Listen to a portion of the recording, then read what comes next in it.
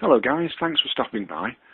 This video is going to be a little bit different from my normal videos.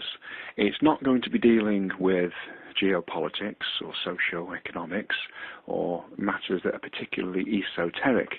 It's going to be Stonehenge that I talk about.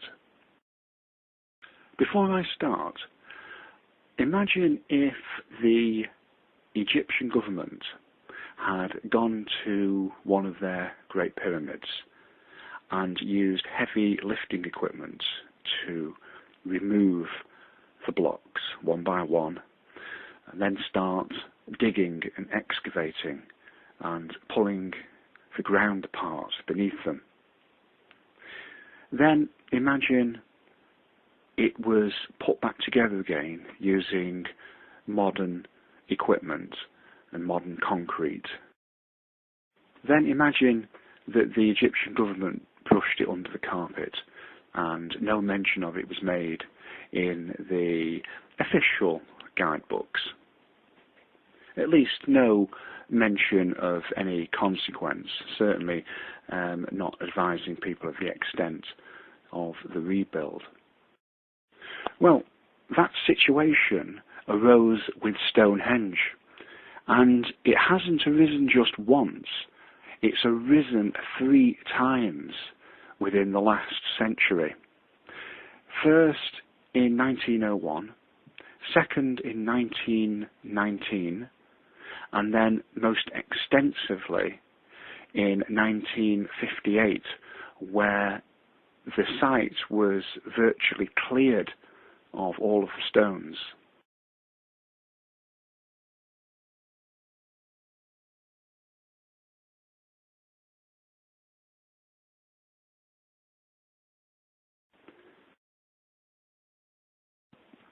Then the site was excavated,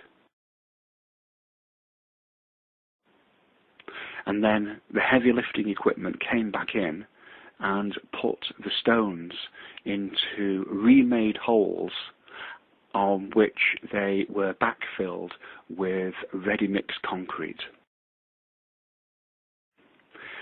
Sadly, Stonehenge is today nothing more than a modern representation of an ancient monument, because it was dismantled and rebuilt.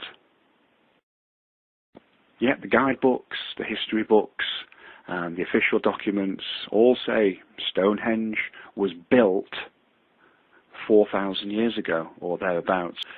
There's no reference that it was built in 1958 using ready-mixed concrete and steel and wooden blocks, with the stones lifted into place using cranes and heavy lift equipment. How the British government got away with destroying an ancient monument and rebuilding it, I've absolutely no idea. Well, I do, but that's a subject for another video, as will be the plans for the tunnel underneath Stonehenge, and the real reason that the excavation work was carried out, and the real reason and that the tunnelling underneath the site.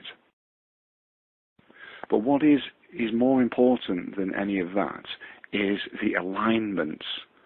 We can now never know for sure where those stones were aligned to.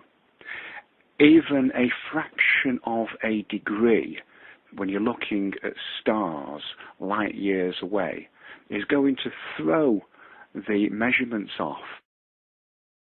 And we now have no idea where the stones were pointing to, where they were aligned to. Were they really there to measure the solar cycle or the lunar cycle, as many people have put forward? Or were they there to point, perhaps, at some other celestial event that takes place? We have lost that now. There is no way of ever getting that information back.